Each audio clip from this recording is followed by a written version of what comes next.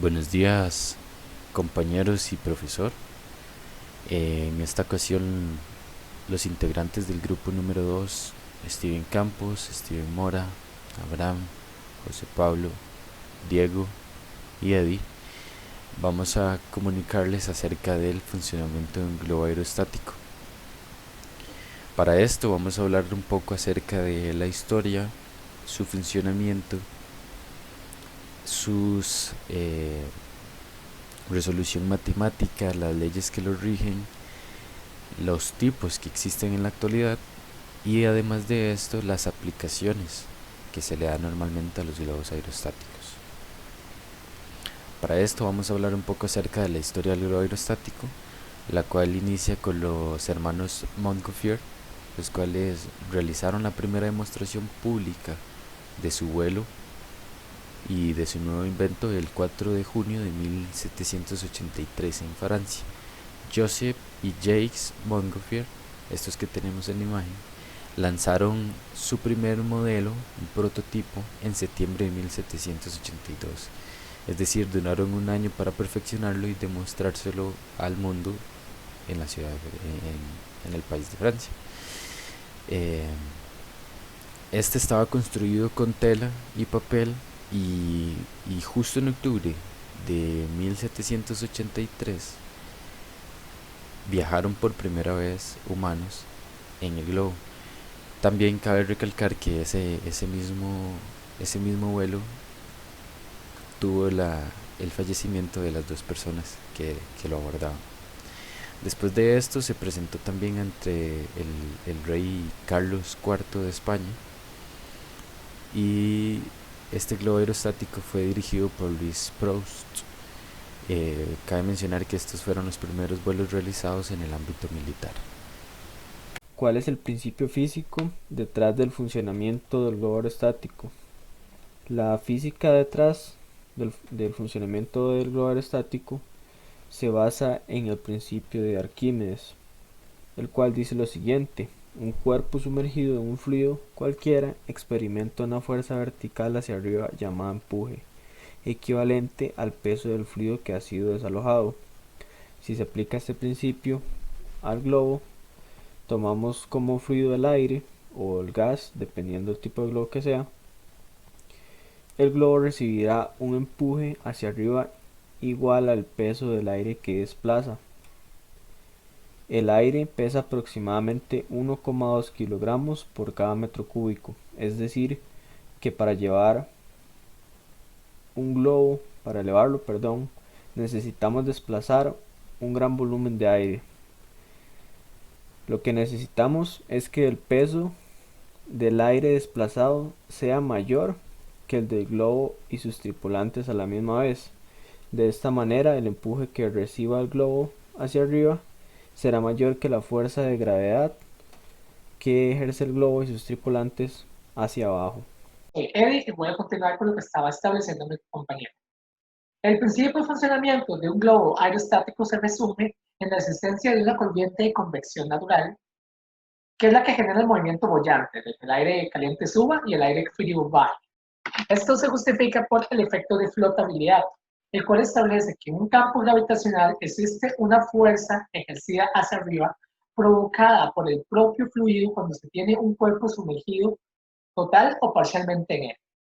En este caso, esta ecuación se determina por la siguiente igualdad, que la fuerza de flotabilidad es equivalente a la densidad del fluido por la gravedad por el volumen del cuerpo. El volumen del cuerpo es porque el fluido contiene sumergido totalmente el globo aerostático en su interior, ¿verdad? Porque estamos hablando del aire como fluido. Al realizar una sumatoria de fuerzas se obtiene que el peso menos la fuerza de flotabilidad me da la fuerza neta, donde el peso se sustituye por densidad del cuerpo por la gravedad por el volumen del cuerpo, que en este caso sería el globo. En este caso se hace esta igualdad porque recordemos que la masa es igual a la densidad por el volumen y la fuerza de flotabilidad por lo que se estableció en la ecuación 1.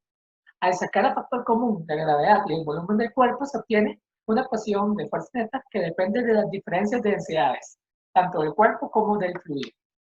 Y es aquí donde se tiene la necesidad de poder expresar esa fuerza neta, esa fuerza de flotabilidad, en términos de un diferencial de temperatura, puesto que en transferencia de calor, para que exista este concepto, se requiere de un gradiente de temperatura.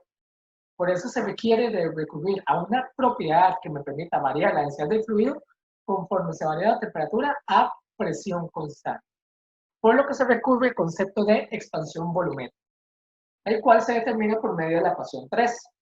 Sin embargo, al realizar los cambios de los diferenciales por diferencias en la ecuación 3, se obtiene la ecuación aproximada que me permite calcular este coeficiente. Y al despejar el diferencial de densidades, se obtiene la ecuación 4, que es la ecuación primordial, donde la densidad en infinito corresponde a la densidad del fluido en el ambiente, o sea, en el medio circundante del globo.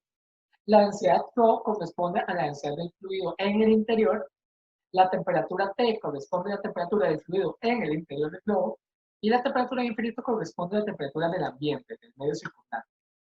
Recordando que el coeficiente de expansión volumétrica se determina como el inverso de la temperatura cuando se tiene la utilización de un gas ideal, como se suele suponer el aire en condiciones muy frecuentes. A partir del hecho de que la fuerza de flotabilidad depende del diferencial de densidades, que es lo mismo que establecer que depende del diferencial de temperatura, se puede sustituir la ecuación 4 en la ecuación 2. Y de esta forma poder determinar la fuerza neta en términos de un diferencial de temperatura, donde se establece que entre mayor sea la magnitud del diferencial de temperatura, mayor fuerza boyante se va a tener. Por lo tanto, las corrientes de convección natural van a ser más intensas, dando como resultado una mayor transferencia de calor. En cuanto a los tipos de globos aerostáticos, podemos dividirlos en tres. El primero, aerostato, es una aeronave provista de uno o más recipientes llenos de un gas más ligero, es decir, de menor densidad que el aire, que puede elevarse o permanecer inmóvil en el mismo. Podemos dividirlo en globo aerostático de aire caliente, que está compuesto por una bolsa abierta en su parte inferior que contiene una masa de aire caliente, controlada por un dispositivo llamado quemador, situado en la parte superior de la barquilla o arnés y que funciona normalmente con gas propano. También tenemos el globo aerostático de gas, que es un globo que se mantiene a flote al estar inflado con un gas menos denso que el aire, generalmente helio o hidrógeno. Tenemos los globos cautivos, que son globos aerostáticos que están sostenidos por uno o más cables unidos al suelo, por lo que no pueden flotar libremente. Esto lo podemos dividir en dos: globo de barrera, que es un gran globo sujetado al suelo con cables metálicos y que era empleado para la defensa contra aviones de ataque a tierra. Estos fueron utilizados en la Primera y Segunda Guerra Mundial. Y también tenemos el globo de observación, que es un tipo de globo que era empleado como plataforma aérea para reunir información y dirección de artillería. En la actualidad, estos globos se utilizan más que todo para hacer promoción. En cuanto a los aerostatos con motor, que también se conocen como dirigibles, estos son aerostatos autopropulsados por medio de un motor y con capacidad de maniobra para ser manejado como una aeronave. La sustentación aerostática se logra mediante depósitos llenos de un gas de menor densidad a la atmósfera circundante, por lo general hidrógeno o helio.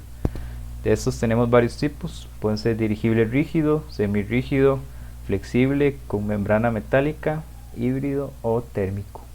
Bueno, ahora procederé a explicarles lo que serían algunas aplicaciones de los globos aerostáticos. La primera de ellas es el uso científico y meteorológico. Esta es importante debido a que desde los años 1800, por parte de dos científicos, Joseph Louis y Gay-Lussac, ellos realizaron o abordaron una expedición en un globo de hidrógeno para realizar unas investigaciones sobre el magnetismo terrestre. Además, varios científicos han usado este recurso de aviación para estudiar el comportamiento de los vientos alisios. Por lo tanto, también tiene énfasis en la meteorología. También tenemos lo que serían los vuelos deportivos.